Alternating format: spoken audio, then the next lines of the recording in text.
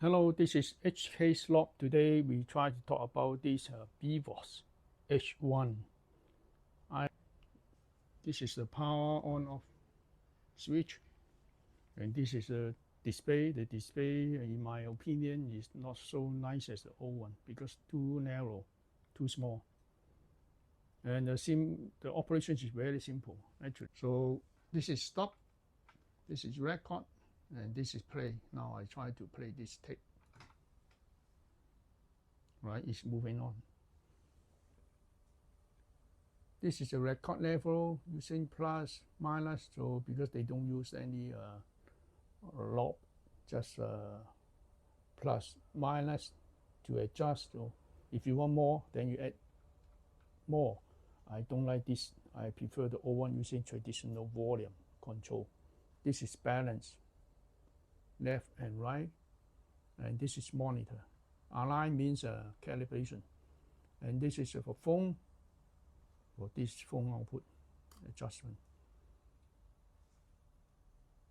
And this is the NR noise reduction system. We have B and C only. MPS, set level, timer. Here we can use a timer to control the tape motion.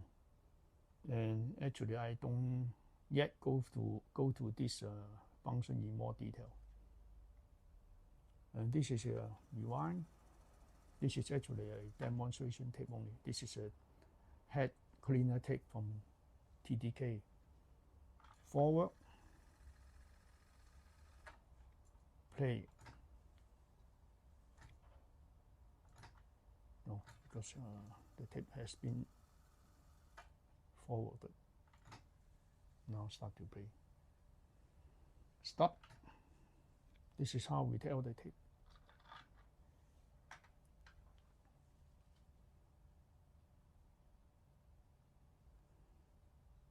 Here we can see the capstan, two capstan, and this is using visible light to detect the tape, not as the old one using infrared. And this is a tape head. The symbol is pretty straightforward and simple. So let's look into the construction of the equipment inside. Here is the inside of the equipment. So you can see when I power on, the main motor is moving. You can see the motor is moving. Two direct drive capstan motor. So here you can see a big solenoid. This is not a motor, this is a solenoid only. And this is the transformer, the power transformer. The design is so unique. I am trying to study why the design like this. I'll let you know later. So there are 5 main boards.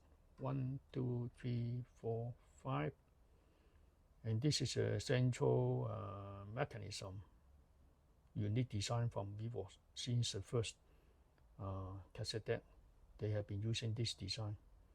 A solid casting mechanism, which is heavy and strong and rigid. So inside this machine, the design you can see is much simpler than the previous one, B710 Mark II. And they use a lot of IC. I've just roughly counted. They have total. Okay, they have total 68 IC chips and about 38 transistors. So there's a lot of chips inside. So mainly from Philips, and the Dolby chip is made by Hitachi. There are 4 pieces here. 1, 2, 3, 4. So they play back using 2, the record using 2. So they have independent Dolby chips for record and playback. So this is those preset VR, which is similar as the older one, 710. This one I believe is shared by playback and record. And this is also the recording port. And here on this side, this is a power supply. And this is a bridge rectifier. You see the size is quite big. And this is a moving capacitor. So only 3 pieces. And you can see a lot of green small cap. I mean, electrolyte capacitors. And they employ a lot of German cap. The caps are also from Philips. So there are a lot of unique design here because of the design. They just follow the layout structure of the older design. It looks much more simple. You can see here there are a lot of space here. So for ventilation, which is very good. And one thing I don't like the Dragon is that the whole casing on top is sealed. So there's no ventilation at all. So sometimes when I play about 2 hours, I have to stop the Dragon for rest, say half an hour, 1 hour, so that let it cool down. I'm afraid the enormous component inside will get heat up. So for this German design, they care about the temperature inside. So a lot of ventilation and a lot of space for the machine to breathe. So I think this is a good design. So I believe this one can be used in the studio. And this is also can be used at home as domestic usage. And this is the solenoid I just mentioned. So I have already inserted a tape inside. Let's see how it works. When I play the play button here, you can see here, the whole mechanism will be energized and will pull up so that the tape head will contact with the tapes. So this is a mechanical damper to damp out the vibration during the suction. So this is a very unique design. So they want a quiet operation. So you see, one more time. Okay, there are 4 motors here. I don't know whether you can see it. 1, 2, 3, 4 direct drive. No belt at all. So this is all I can say maintenance-free design. So how about the sounds of this cassette deck? I can say compare with the older one, B710 Mark II. This is more on the bandwidth. It's wider. It's slightly quiet. I mean, better in noise, signal to noise ratio.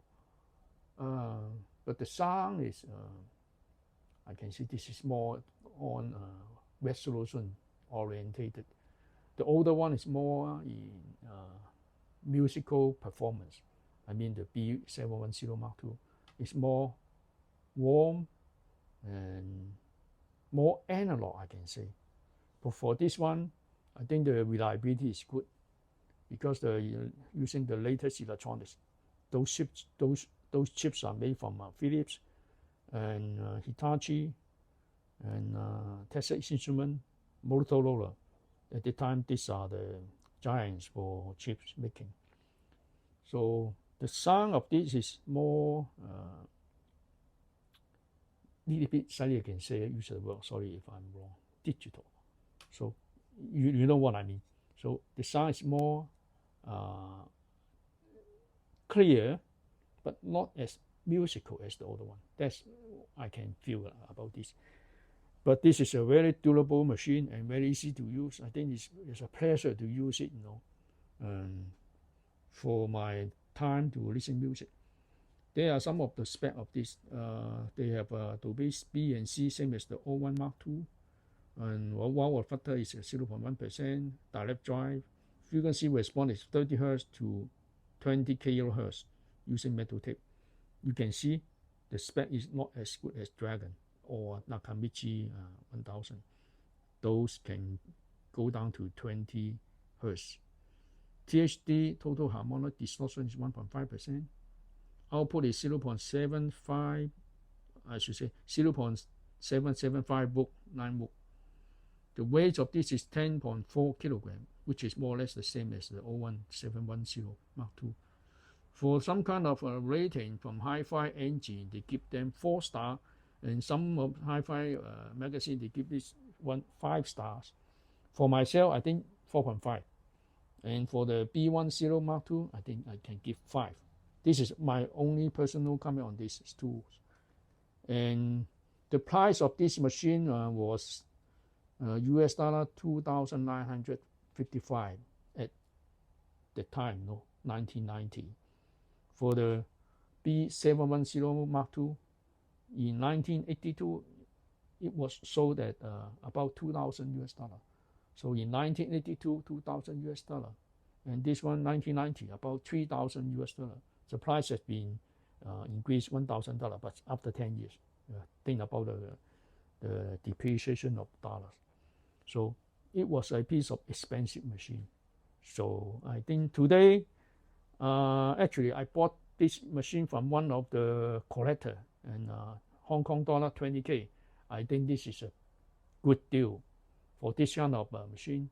20K, I think I'm really happy to buy that, because I can use it for another 10 years, 15 years maybe. So I try to use this as a standard equipment for testing my cassette tape, because it's easy to use. As I mentioned, it's direct drive. The sound is more clear and wider bandwidth.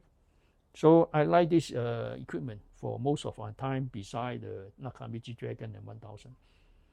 So more or less, this is what I'm trying to say today.